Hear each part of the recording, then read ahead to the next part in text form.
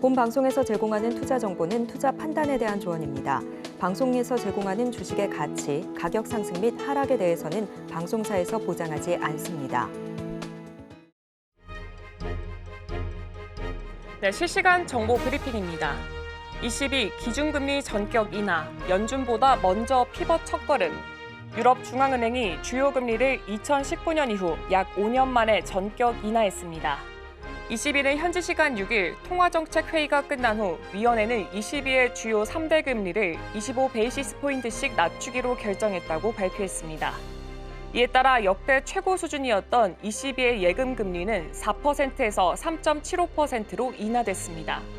레피 금리는 기존 4.5%에서 4.25%로 낮춰졌습니다. 한계 대출 금리는 기존 4.75%에서 4.5%로 내려졌습니다. ECB의 금리 인하 결정은 금융시장의 예상에 부합했습니다. 글로벌 피벗 확산, 미 연준 행보는 9월 인하 전망, 캐나다에 이어 유럽까지 기준금리를 내리는 등 글로벌 피벗 움직임이 확산이 되면서 미국의 금리 인하 시점에 이목이 쏠리고 있습니다. 최근 미국 노동시장의 냉각 신호가 잇따라 감지되고 소비, 제조업 지표 부진으로 경기 둔화 우려가 본격화되는 가운데 월가에서는 연준이 오는 9월 금리 인하의 착수에 피벗에 동참할 것이라는 예상이 나오고 있습니다. 일본은행 총재, 대규모 부양 벗어나려면 채권 매입 축소가 적절. 우에다 가조 일본은행 총재는 대규모 통화 부양책에서 벗어나기 위해 채권 매입을 줄이는 것이 적절할 것이라고 말했습니다. 6일 주요 외신에 따르면 우에다 일본은행 총재는 의회에서 3월 결정 이후 시장 상황을 면밀히 주시하고 있다며 큰 실수를 피하기 위해 단기 금리를 언제, 얼마나 올릴지 결정할 때 신중하게 움직일 것이라고 말했습니다. 지난 3월 일본은행은 8년간의 마이너스 금리와 수익률 곡선 제어 정책을 종료했습니다. 도이체방크 오펙 플러스 정책 변화로 향후 2년간 유가 약세 그림자. 오펙과 주요 산유국 협의체인 오펙 플러스 정책 변화로 향후 2년간 유가의 약세 그림자가 드리워질 것이라는 전망이 나왔습니다. 오펙 플러스 회원국은 2025년까지 원유 감산을 유지하기로 결정했으나 오는 10월부터 내년 9월까지 하루 220만 배럴의 감산을 단계적으로 줄여갈 예정입니다. 이어지는 소식 외신 브리핑을 통해서 전달해드리도록 하겠습니다.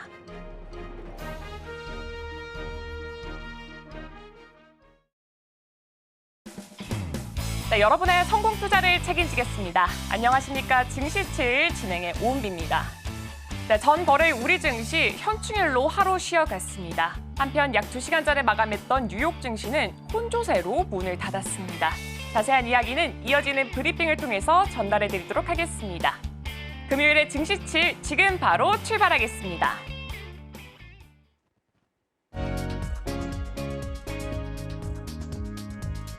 네, 먼저 뉴욕 증시 3대 지수부터 살펴보도록 하겠습니다.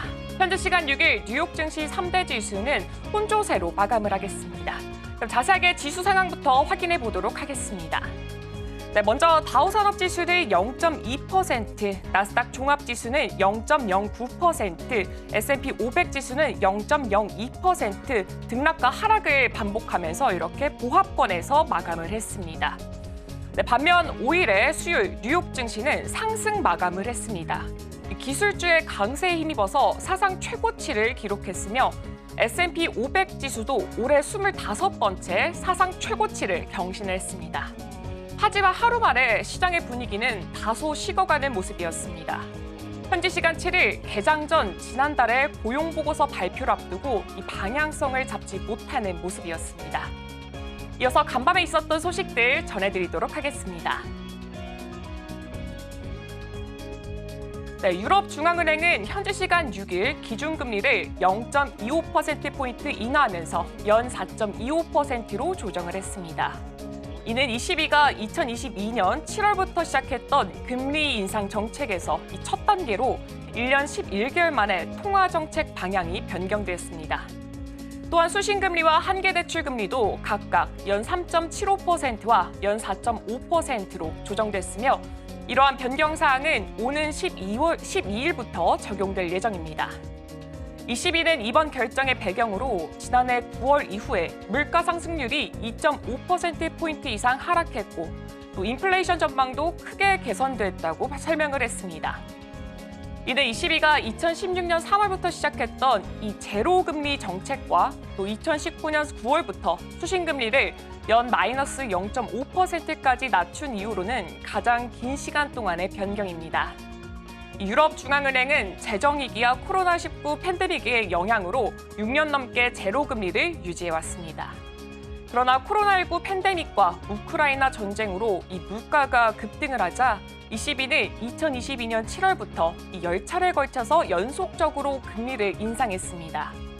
이로 인해서 작년 9월부터는 기준금리가 4.5%로 오르게 됐는데 이는 유로존 출범 이래 가장 높은 수준입니다. 이 유로존의 전년 대비 소비자 물가 상승률은 2022년 연말에는 이 10%를 넘어섰지만 지난해 10월부터는 2%대로 안정화되어서 목표치인 2%에 가까워졌습니다. 다음 소식도 확인해 보도록 하겠습니다.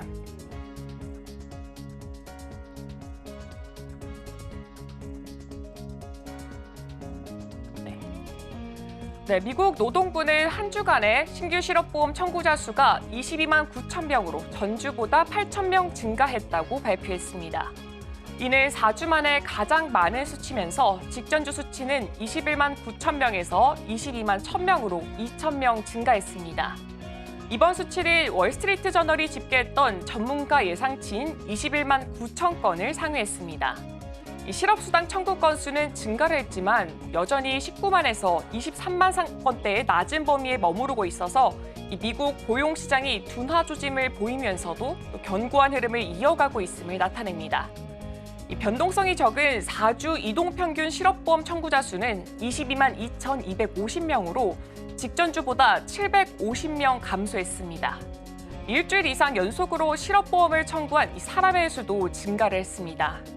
5월 25일로 끝난 주간의 이 연속 실업보험 청구자 수는 179만 3천 명으로 직전주보다 2천 명 늘었습니다. 반면 모든 프로그램에서 실업보험을 받는 사람의 수는 감소했습니다. 지난달 18일로 끝난 주간까지 모든 프로그램에서 계속 보험을 받는 이 사람의 수는 169만 805명으로 직전주보다 2만 125명 줄었습니다. 다음 소식 전달해드리겠습니다. 미국의 고용정보업체 ADT에 따르면 5월에 미국 민간기업 고용이 전월 대비 15만 2천 명 증가했다고 5일에 밝혔습니다. 이는 지난 1월 이후 4개월 만에 가장 작은 증가폭으로 이 전문가의 전망치인 17만 5천 명을 밑돌았습니다. 이 4월의 고용 증가폭도 기존의 19만 2천 명에서 18만 8천 명으로 하향 조정됐습니다. 임금 상승률은 전년 대비 5%로 3개월 연속 동일했습니다. 이 ADT의 수석 이코노미스트는 하반기로 갈수록 일자리 증가와 임금 성장이 둔화될 것이라고 전망했습니다. 이 노동시장은 견조하지만 주목할 만한 취약점이 있다고 덧붙였습니다. 다음 소식 이어서 전달해드리도록 하겠습니다. 5월에 미국 서비스업이 지난해 8월 이후에 9개월 만에 가장 큰 폭의 성장률을 기록했습니다. 현지 시간 5일 블룸버그 통신에 따르면 미국의 공급자 관리 협회인 이 ISM의 구매자 관리 지수 PMI는 전달보다 4.4포인트 상승한 53.8을 기록했습니다. 이는 시장 예상치인 50.5를 웃도는 수치로 50 이상이면 경기 확장을 의미하고 있습니다. 특히 ISM의 비즈니스 활동 지수는 61.2로 2022년 11월 이후 최고치를 기록했으며 전달보다 10.3포인트 상승해 2021년 이후 최대 상승폭을 보였습니다. 최근 물가 및 고용지표 둔화 속에서도 해당 지수는 미국 경제 둔화 우려를 완화시켰습니다. 5월에는 부동산, 의료업종 중심으로 13개의 서비스 산업이 성장세를 보였고 소매업 등 5개 업종은 감소세를 나타냈습니다. 다음으로 캐나다 소식 전달해드리겠습니다. 캐나다의 중앙은행인 캐나다은행이 현지 시간으로 5일 기준금리를 이전의 5%에서 4.75%로 0.25%포인트 인하했다고 발표했습니다. 이는 캐나다은행이 팬데믹이 발발했던 2020년 3월 이후 약 4년여 만에 이뤄냈던 조치입니다. 2020년 4월 이후 캐나다 금리는 점진적으로 낮춰졌으며 그 후 인플레이션 대응을 위해 2022년 7월까지 금리를 조정해 왔습니다. 그러나 캐나다 은행 총재는 이번 기준금리 인하 후 이 성명에서 인플레이션이 완화되고 있다는 추가적이고 지속되는 증거가 나오면서 더는 긴축적인 통화 정책을 유지할 필요성이 사라졌다라고 밝혔습니다. 이 시장 전망에 따르면 캐나다 은행은 오는 7월 추가 금리 인하에 나설 것으로 예상되고 있습니다. 이번 조치 이후에 캐나다의 소비자 물가지수 상승률은 2022년 6월에는 8.1%까지 상승했으나 4월에는 2.7%로 둔화됐습니다. 이러한 상황을 고려하면 캐나다 은행은 향후에 이 통화 정책 조정에 신중함이 요구될 것으로 보이고 있습니다. 다음으로 기업 소식 전달해드리겠습니다. 네, 엔비디아가 시가총액 3조 달러를 기록을 하면서 시가총액 2위에 올랐습니다. 이 엔비디아의 주가는 지난달 23일 1,000달러를 처음으로 넘어선 이후로도 약 25%가 올라갔습니다. 또한 시가총액은 3조 110억 달러로 증가를 하면서 3조 달러를 초과했습니다. 이로써 엔비디아는 역대 순서상 애플과 마이크로소프트에 이어서 세 번째로 시가총액 3조 달러를 돌파를 했습니다. 특히 애플을 제치고 시가총액 2위 자리를 차지하면서 마이크로소프트와의 격차도 1,400억 달러로 좁혔습니다. 엔비디아는 최근에 지난해 6월에 1조 달러를 넘어선 데 이어서 8개월 만에 지난 2월에는 2조 달러를 돌파를 했고요. 이제는 단 4개월 만에 다시 3조 달러를 넘었습니다. 또한 10일부터는 10분의 1 이 액면 분할이 예정되어 있어서 또 이로 인해서 개인 투자자들의 관심이 집중되고 있습니다. 엔비디아가 대만에서 열린 테크 엑스포 컴퓨텍스 2024에서 발표했던 차세대 GPU 루빈도 주가를 상승시키는 요인으로 작용하고 있습니다. 다음 소식 전달해드리겠습니다. 네, 미국 보잉사의 우주 캡슐 CST-100 스타라이너가 5일 첫 유인 시험 발사에서 성공을 했습니다. 이 보잉사 홈페이지에 따르면 이 스타라이너는 이날 오전 10시 52분에 이 2명의 우주 비행사를 태우고 플로리다주 케이프 커네버럴 우주군 기지에서 아틀라스 V 로켓에 실려서 발사가 되었습니다. 발사 후 15분 만에 캡슐이 로켓과 성공적으로 분리됐으며 약 30분 만에 자체 추진기를 점화해서 안정적인 궤도에 진입을 했습니다. 탑승한 우주비행사는 나사 소속의 베테랑 우주비행사 부치 윌모어와 수니 윌리엄스로 각각 2차례 국제우주정거장을 다녀왔던 경험이 있습니다. 비행이 예정대로 진행이 된다면 스타라이너는 약 25시간 후인 6일 오전에 우주정거장에 도킹할 예정이며 우주 비행사들은 약 8일간 우주 정거장에서 머문 뒤에 지구로 귀환할 예정입니다. 이번 유인 시험 비행은 2022년 5월에 스타라이너가 무인 비행에 성공했던 이후 약 2년 만에 이뤄졌던 것입니다. 다음 소식 전해드리겠습니다. 네, 수요일에 아메리칸 항공이 승무원들에게 17%의 즉각적인 임금 인상과 함께 새로운 이익 공유 방식을 제공할 예정이라고 발표했습니다. 승무원들은 2020년 1월부터 시작했던 이 협상에서 5년 이상 임금 인상이 없었다며 약 33%의 즉각적인 인상을 요구를 했습니다. 현재 협상은 코로나19 팬데믹이 절정에 달했을 때 잠시 중단이 됐다가 2021년 6월에 재개가 됐습니다. 아메리칸 항공과 노조는 다음 주에 협상을 재개할 것으로 예상이 되고 있습니다. 이 노조 관계자들은 팬데믹 이후 승무원들이 겪은 이 어려움을 강조를 했습니다. 특히 기내에서 마스크 의무 착용에 저항하는 승객들로 인해서 곤혹스러운 상황이 더해졌다고 말했습니다. 아메리칸 항공은 이번 임금 인상을 통해서 이러한 어려움을 고려하고 대응하고자 합니다. 다음 주에 재개될 협상에서 아메리칸 항공은 회사 제안이 현재 경제 환경을 충분히 반영하지 못했다는 APFA의 주장에 대해서 고려할 것으로 보이고 있습니다. APFA는 현재 제안된 이익 공유 방식이 충분히 효과적이지 않다며 이 33%의 임금 인상을 계속 요구하고 있습니다. 마지막 소식 전달해드리겠습니다. 네, 반도체 기업 인텔이 아일랜드 공장 지분의 49%를 매각하기로 결정했다고 로이터가 보도를 했습니다. 이 매각 가격은 110억 달러로 이를 통해서 아폴로 글로벌 매니지먼트에 양도될 것으로 알려졌습니다. 이번 거래로 인텔은 아일랜드의 더블린 근교에 위치한 이 소도시 레이크슬립에 있는 제조 공장 탭 34를 투하해서 극자외선 리소그래피 장비를 이용하는 이 대량 생산 설비를 보유하게 됩니다. 인텔은 현재까지 이 시설에 184억 달러를 투자해왔습니다. 인텔은 이번 합작 투자사 거래를 통해서 이 프로젝트에 대한 일부 투자를 다른 비즈니스 부문으로 재배치할 수 있게 될 것으로 설명을 했습니다. 이 거래는 2분기에 마감이 될 것으로 예상이 되고 있습니다.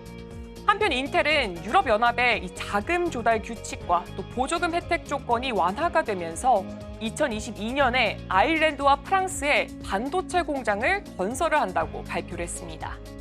이로써 미국과 아시아 공급에 대한 의존도를 줄이는 데 힘쓸 계획입니다. 네, 오늘 준비한 외신 소식은 여기까지입니다. 이어서 국내 소식과 더불어서 오늘의 일면에서 전문가들의 수혜주까지 만나보시길 바랍니다.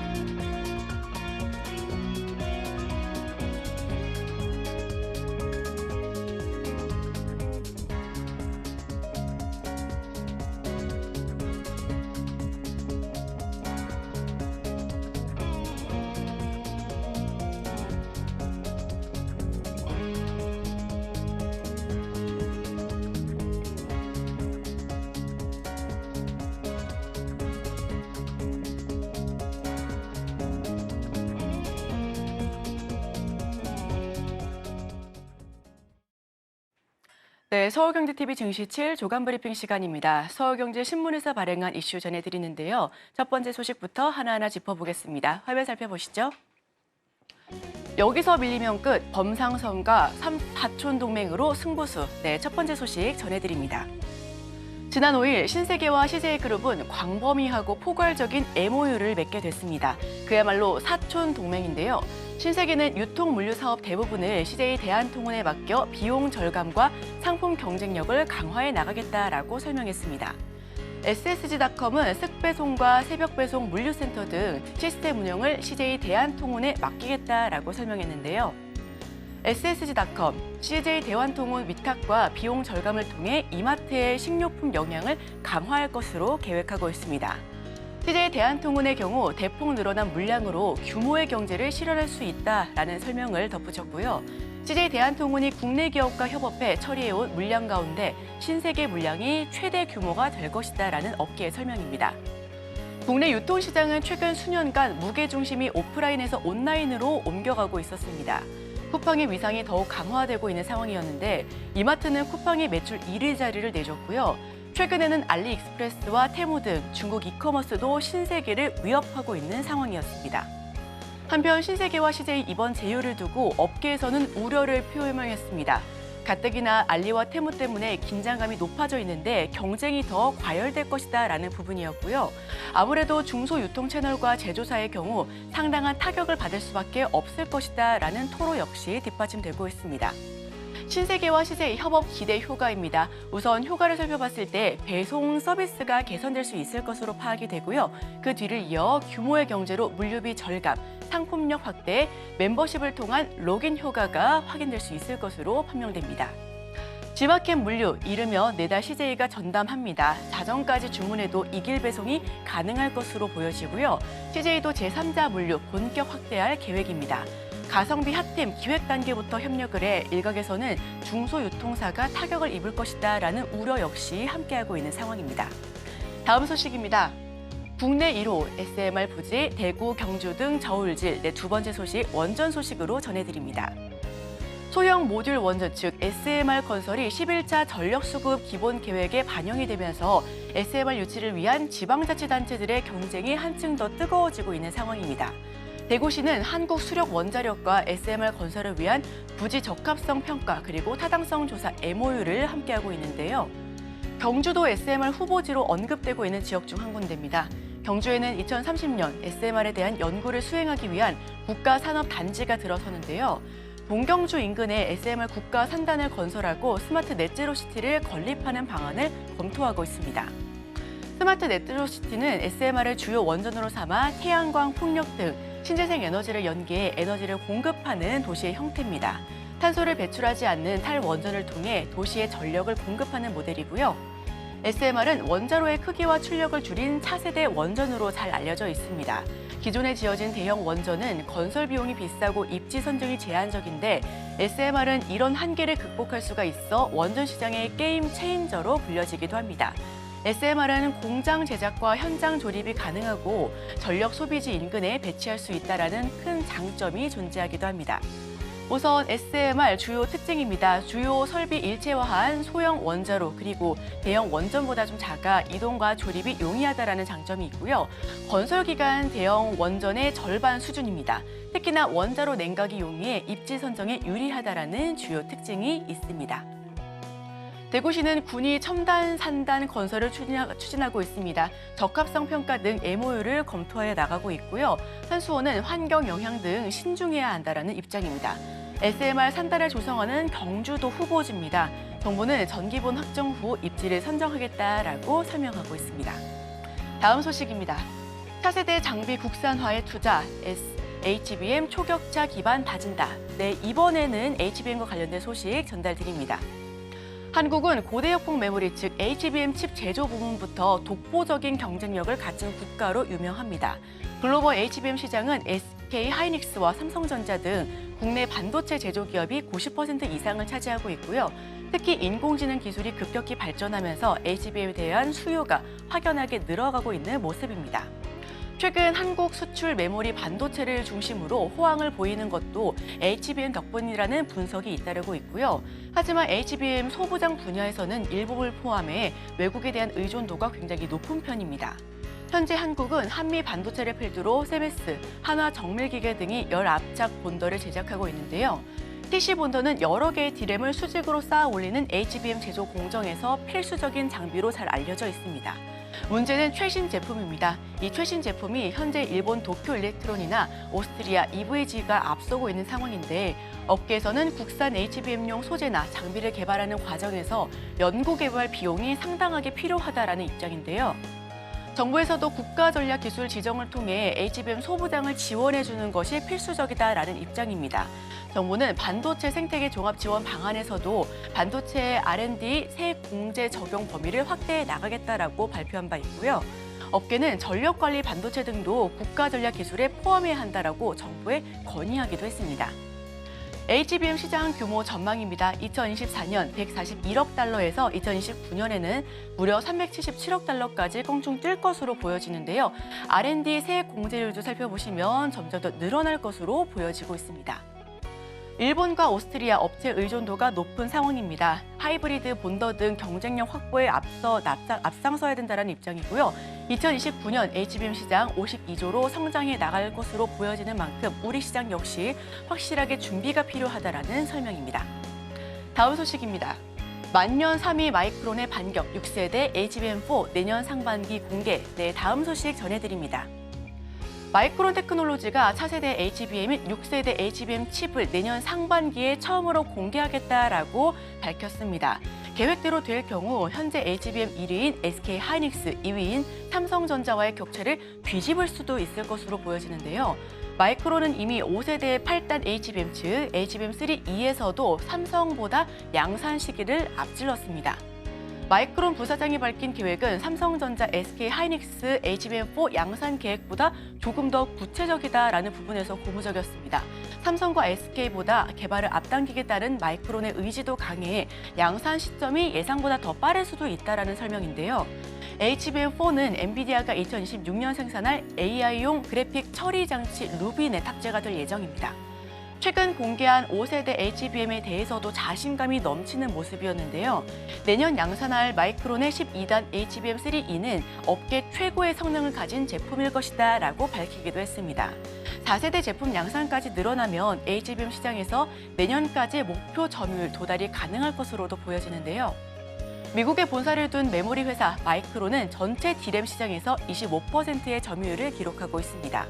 2000년대 초 글로벌 D램 치킨 게임에서 살아남아 삼성과 SK 하이닉스에 이어 3인자 자리를 굳히는 모습까지도 보여줬는데요. 하지만 HBM 시장에서는 기술력과 생산 능력 면에서는 후발주자다라는 모습입니다. 마이크론은 2022년 챗 GPT 등 생성형 AI가 출현한 후 HBM이 각광을 받기 시작하자 3세대 HBM2E에서 4세대 개발에 건너뛰고 곧바로 5세대 연구에 뛰어드는 초강수를 보여줬고요. 마이크론은 생산 능력까지 빠르게 늘려나가면서 한국 경쟁사들의 입지를 위협하고 있는 상황입니다. D램 책임자 우선 부사장이 인터뷰에서 샘플을 공개하면서 시기를 못 박았습니다. 개발을 앞당겨 기술 격차를 뒤집을 것이다 라고 시도를 하고 있고요. 12단 HBM3E 업계 최고로 자신감이 넘쳤습니다. 생산 능력은 작년 6.6배로 끌어올릴 수 있을 것으로 확인이 되고요. 3자구 개편 때는 가격 경쟁에 대한 가능성도 높아 보인다라는 업계의 설명입니다. 다음 소식입니다. 2차 전지주 실적 회복 기대감 팔자 외치던 외국인이 돌아왔다. 네, 마지막 소식 전해드립니다. 최근 2차 전지 관련 종목들이 상승세로 돌아서면서 그 배경에 관심이 쏠리는 중입니다. 주가가 바닥을 찍었다라는 인식에 외국인이 2차 전지 업종에 대해 4거래일 연속해서 매수세를 연출하고 있는데요. 수급 개선 그리고 하반기 전기차 업황 회복, 유럽연합의 친환경 정책이 맞물려 실적에 대한 기대감이 점점 더 높아지고 있는 상황입니다. 국내 2차 전지 주요 종목 10곳을 모은 KRX 2차 전지 탑10 지수도 4.37% 오름세를 보여주고 있습니다. 외국인은 대장주격인 LG에너지솔루션을 115억 사들이는 등 3거래일 연속해서 매수세를 연출하고 있고요. 삼성 SDI는 외국인이 51억을 사들였습니다. 14거래일 만에 순매수로 전환한 건데 에코프로 머티의 경우 이날까지 기관이 17거래일 연속해서 사들이는 모습까지 포착되고 있습니다. 외국인이 올해 5월까지 2차 전지 업종에 대해 팔자로 일관했던 것과는 달라진 흐름이 아닐 수가 없는데요. 업계에서는 물가 지표에 따라 바뀌는 연준의 기준금리 인하에 대한 기대감이 최근 다시 살아나면서 수급에 대한 개선이 이루어지고 있을 것이다 라고 보여지고 있습니다. 반도체를 필두로 2차 전지 관련 종목들도 순환매가 일어나고 있습니다. 글로벌 전기차 배터리 사용량 증가에 금리 인하에 대한 기대감까지 더해지면서 2차 전지 업종의 상승세가 뚜렷하게 나타나고 있다라고 설명하고 있는데요. 우선 LG에너지솔루션 2024년 5월 2일은 38만 9천 원대로 시작을 했습니다. 다만 5월 8일 39만 원까지 터치를 하다가 점점 우하향 기조를 보여주고 있었는데요. 6월 5일에는 다시 한번 껑충 뛰면서 35만 선을 되찾았고요. 삼성 SDI도 비슷한 주가 흐름을 연출했습니다.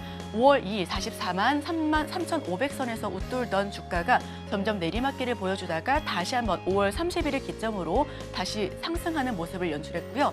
주요 2차 전지주 상승률을 살펴보시면 에코프로 머티가 13.96%로 단연 1위를 보여주고 있습니다. 그 뒤를 이어서 에코프로 BM, 포스코 퓨처엠 그리고 LG 에너지솔루션이 자리를 차지하고 있네요. 배터리 종목 일제히 꿈틀거리고 있습니다. 그 이유에서 에코프로 머티가 14%, LG 에너지솔루션 4% 넘게 상승한 모습이었고요.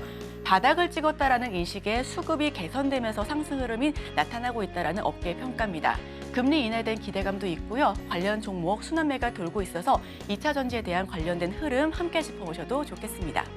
네, 제가 준비한 소식은 여기까지입니다. 계속해서 오늘의 일면을 통해 전문가와 수혜주까지 찾아보도록 하겠습니다. 저희와 끝까지 함께 하시죠.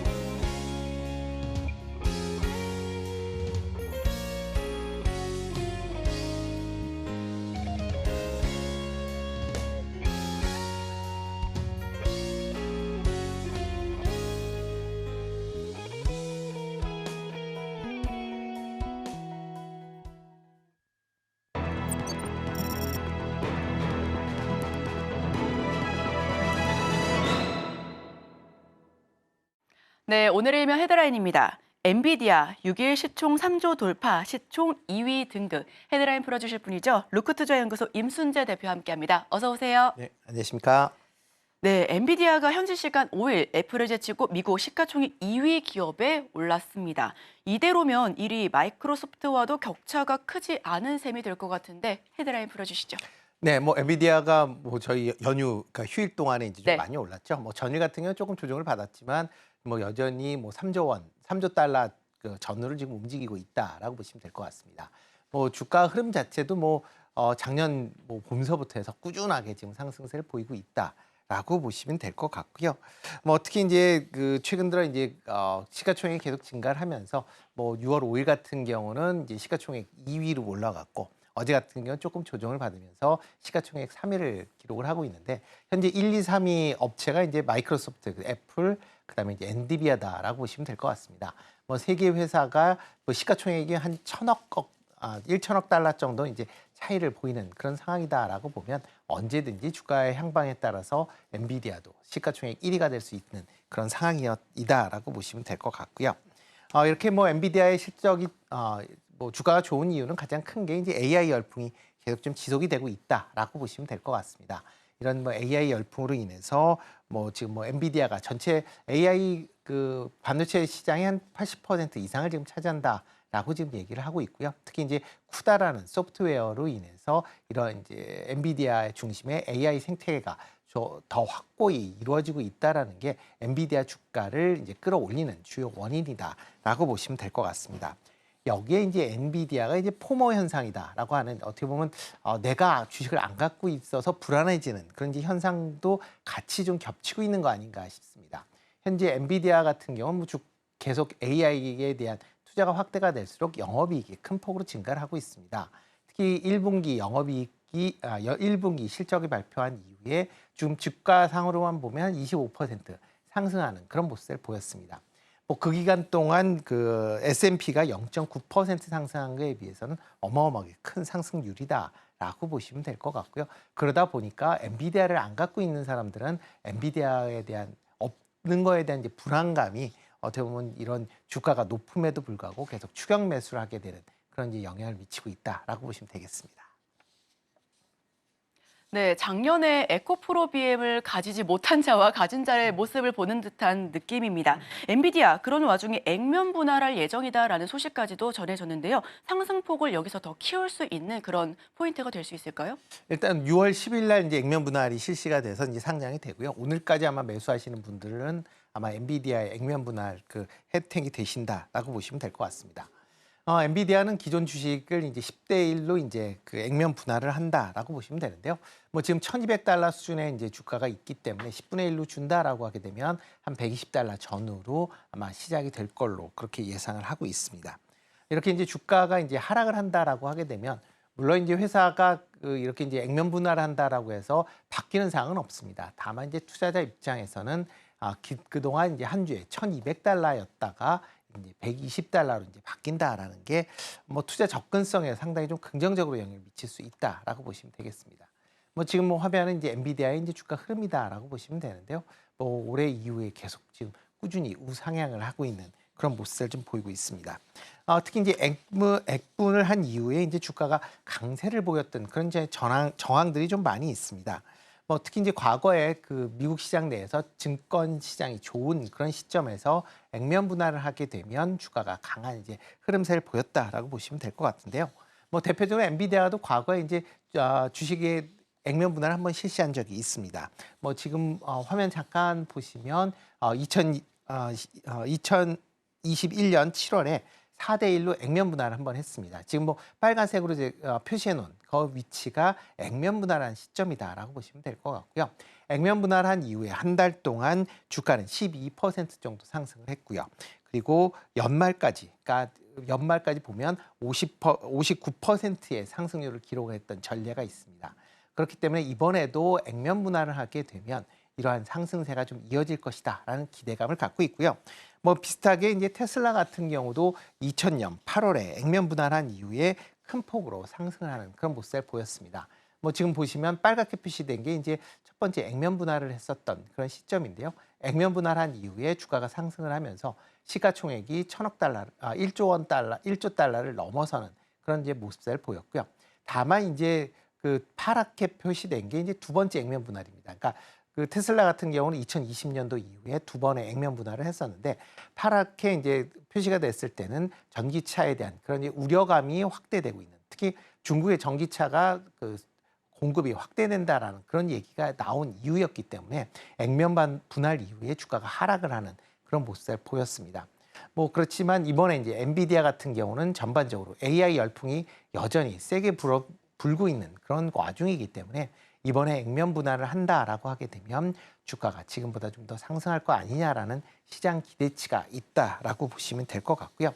특히 이렇게 이제 액면 분할을 하게 된다라고 하게 되면 다우 30 산업지수에 편입될 가능성이 커진다라는 것도 투자 심리를 좀 개선시키는 측면이 좀 있다라고 보시면 될 것 같습니다.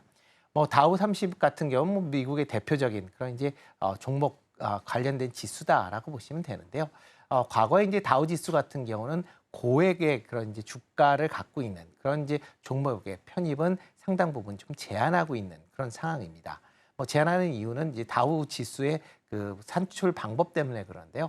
특정의 이제 고액 그 주가가 편입이 될 경우에는 전반적으로 시세에 대한 지수를 왜곡하는 그런 현상이 발생을 하고 있습니다.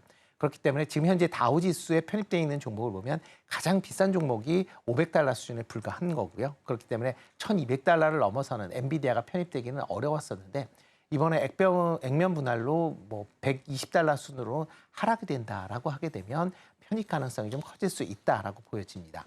대표적으로 지금 편입되어 있는 종목 중에 경쟁 회사다라고 하는 인텔 같은 경우 지금 편입이 되어 있고요. 뭐 시스코 같은 경우도 지금 편입이 되어 있기 때문에 그런 걸 감안한다라고 하게 되면 이런 종목들은 이런 엔비디아로 교체될 가능성에 대한 부분도 시장에서는 좀 주목하고 있다라고 보시면 될 것 같습니다. 네, 엔비디아 같은 경우는 액면 분할 이후 주가 강세에 대한 가능성이 더 높아 보인다라는 판단입니다. 자, 여기서 실제로 제 친구가 SK 하이닉스를 가지고 있거든요. 네. 이번에 친구 남편이 엔비디아에 들어갔다라고 합니다. 네. 대표님께서 보시기에 엔비디아, SK 하이닉스, 여기에 삼성전자까지 어떤 종목이 조금 더 잘 갈 수 있을까요? 네, 뭐 엔비디아가 뭐 AI 열풍이 계속 지금 지속이 되는 한 아마 조금 더 갈 가능성은 있다라고 보여집니다. 물론 지금 빅테크 기업들이 이제 자체적인 이제 AI 칩을 이제 만들고 있다라는 건 뭐 향후에 이제 뭐 우려 섞인 그런 내용일 수밖에 없지만 단기적으로는 해당 칩들이 나오지는 않기 때문에 아마 엔비디아는 올해 실적은 계속 호조세를 보일 가능성은 충분히 있다라고 보여지고요. 이렇게 실적 호조세가 이어진다라고 하게 되면 주가도 그렇게 뭐 크게 밀리거나 하지는 않고 추가적인 상승 가능성이 좀 더 크다라고 좀 생각은 하고 있습니다. 뭐 SK 하이닉스 같은 경우는 엔비디아와의 이제 연동성이 상당히 크다라고 보시면 되는데요. 뭐 이유는 뭐 현재 엔비디아의 SK의 이제 HBM만 지금 거의 독점적으로 이제 공급을 하고 있는 그런 상황이다라고 보시면 될 것 같습니다. 그렇기 때문에 엔비디아가 강한 주가 흐름을 보인다라고 하게 되면 SK 하이닉스도 같은 주가 흐름을 보이고 있다라고 보시면 될 것 같고요. 그렇기 때문에 뭐 엔비디아가 주가가 강세가 이어진다라고 하게 되면 SK 하이닉스의 주가도 강한 모습대가 좀 이어질 가능성 충분히 있다라고 생각을 하고 있습니다. 다만 이제 삼성전자 같은 경우는 이제 SK 하이닉스와 약간 좀 이제 결이 다른 그런 움직임을 보이고 있습니다. 특히 최근에 이제 삼성전자의 움직임을 본다라고 하게 되면 엔비디아의 HBM3를 납품하느냐 못하느냐가 아마 시장의 주가의 그 움직임에 가장 큰 영향을 미치고 있다라고 보시면 될 것 같은데요. 뭐 지금 올해 이제 삼성전자의 주가 흐름을 본다라고 하게 되면 계속 7만 원대 초반에서 머물러 있었습니다. 그러다가 지난 3월 달에 지금 엔비디아의 이제 젠슨 왕 CEO가 지금 삼성 그 HBM3E 제품에 대해서 기대감을 갖는다라는 그런 이제 발언을 한 이후에 주가가 85,000원까지 급등을 했고요. 그 이후에 다시 이제 주가가 조금 조정을 받고 있습니다. 그리고 최근 들은 엔비디아의 퀄 테스트를 삼성전자 HBM3E가 통과하지 못했다라는 그런 얘기 때문에 좀 급락을 보였었고요. 그랬다가 다시 뭐 젠슨 왕 그 CEO가 삼성 아직 뭐 퀄 테스트 진행 중이다라는 그런 발언으로 뭐 지난 그 수요일 날 주가가 좀 급등을 하는 모습을 보였는데요. 아마 이런 이제 엔비디아의 움직임에 따라 삼성전자의 주가 흐름은 같이 좀 움직일 가능성은 있다라고 보여지고요. 만약 엔비디아의 퀄테스트가 지연이 될수록 주가 흐름세는 좀 더 지지부진할 가능성은 좀 있다라고 보여집니다. 하지만 뭐 언제든지 뭐 삼성전자도 퀄테스트는 통과할 것이다라고 지금 많은 분들이 예상을 하고 있기 때문에 그런 관점에서 본다라고 하게 되면 주가가 큰 폭으로 조정을 보인다라고 하게 되면 중장기 관점에서는 저점 매수 관점에서 접근을 해보셔도 괜찮지 않을까라는 생각을 해보고 있습니다. 네, 결국 이 모든 이야기의 중심에는 HBM이 있는 것 같습니다. 자, 그렇다면 HBM 관련주 내 저평가 종목에 대해서도 바로 여쭤보겠습니다. 네, 뭐 HBM 관련된 종목들이 좀 많이 올랐기 때문에 뭐 HBM 쪽으로만 이제 보신다라기보다는 반도체주 전반적으로 좀 관심 있게 좀 보셔야 되지 않을까. 특히 이제 전공정 관련된 업체들에 대해서 좀 관심 있게 보실 필요가 있지 않을까 싶습니다. 특히 반도체에 대한 수요가 증가하면서 이러한 이제 반도체의 생산량 감소가 정상화되고 있는 그런 상황이다라고 보면 여기에 들어가는 소모품 관련된 기업들도 같이 관심 있게 좀 보시면 좋을 것 같고요. 뭐 그중에서는 원익, QNC 조금 관심 있게 보시면 어떨까 싶습니다. 뭐 반도체 디스플레이용 이제 쿼츠웨어, 세라믹 그다음에 이제 세정 장비를 만드는 그런 업체다라고 보시면 될 것 같고요. 특히 반도체 쿼츠 시장의 글로벌 1위 업체다라고 보시면 될 것 같습니다. 특히 쿼츠웨어는 이제 소모품으로 해서 보통 이제 6개에서 이제 3년마다 이제 교체를 해야 되는 그런 이제 소모품이다라고 보시면 될 것 같고요.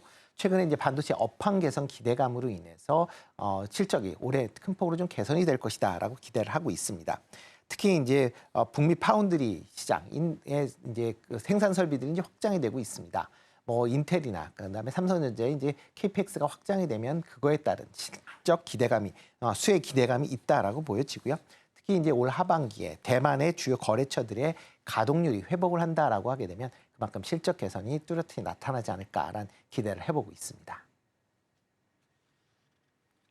네, 우선 HBM 전공정 관련주에 주목하면 좋겠다라는 말씀과 함께 원익 QNC 꼽아봤습니다. 지금까지 루크투자연구소 임순재 대표와 함께했습니다. 오늘 말씀 고맙습니다. 네, 고맙습니다.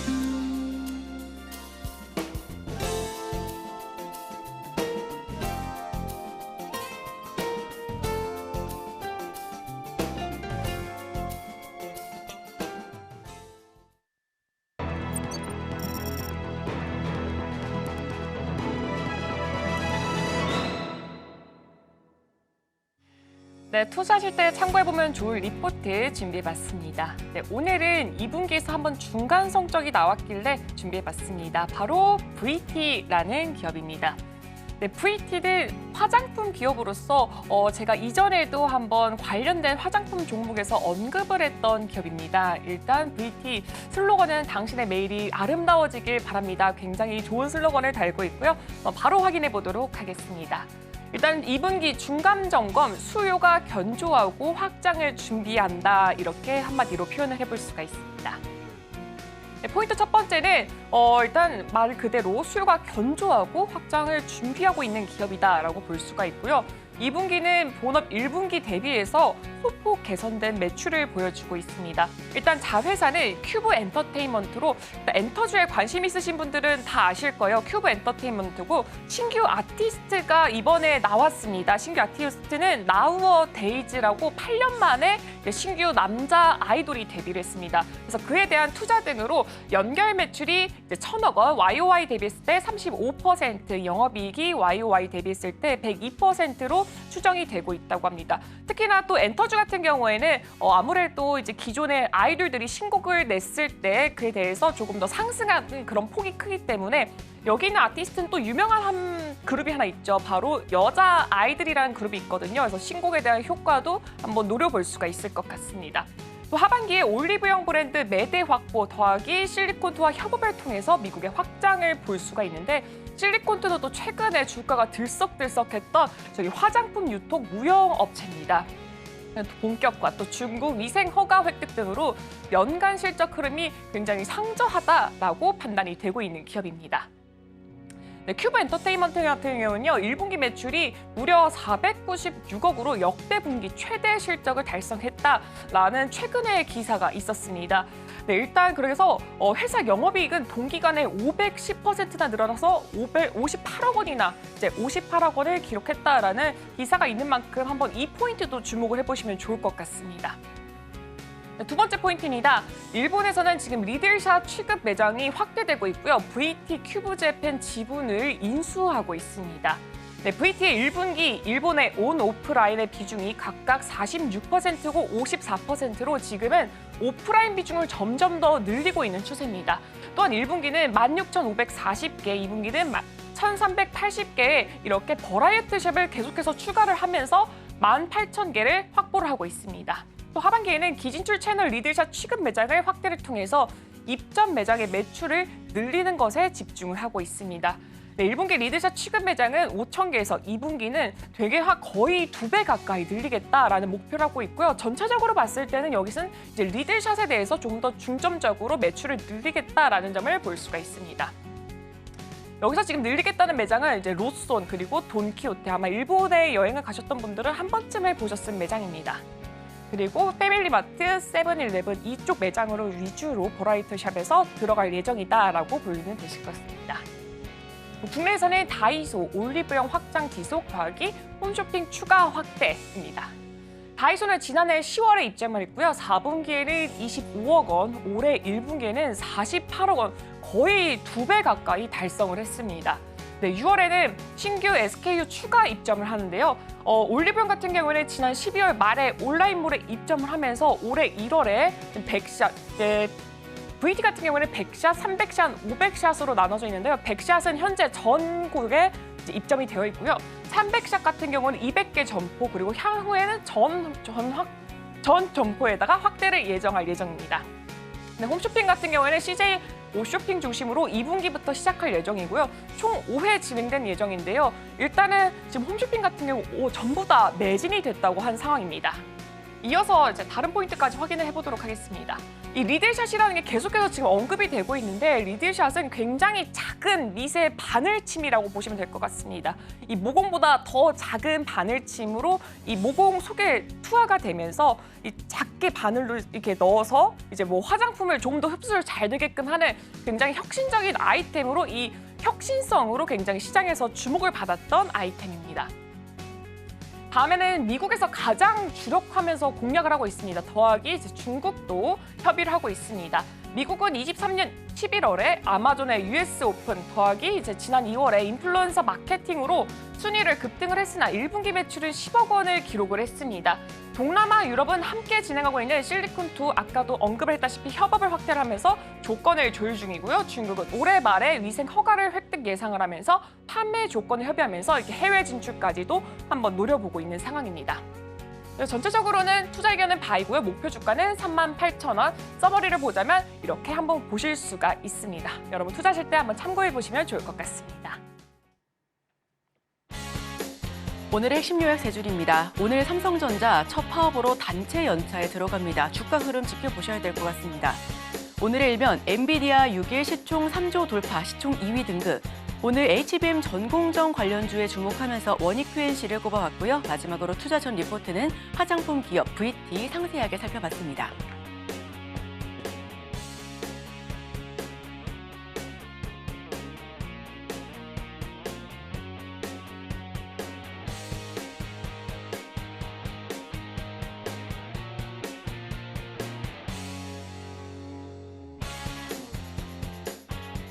네, 저희가 방송 중에 제공해드리는 정보는요. 투자 판단에 대한 참고 자료일 뿐 해당 종목의 가치 또는 상승과 판단을 보장하지는 않습니다.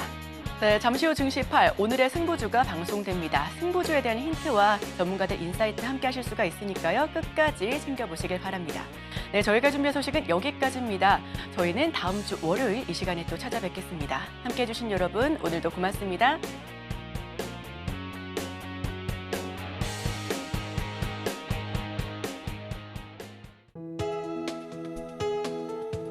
본 방송에서 제공하는 투자 정보는 투자 판단에 대한 조언입니다. 방송에서 제공하는 주식의 가치, 가격 상승 및 하락에 대해서는 방송사에서 보장하지 않습니다.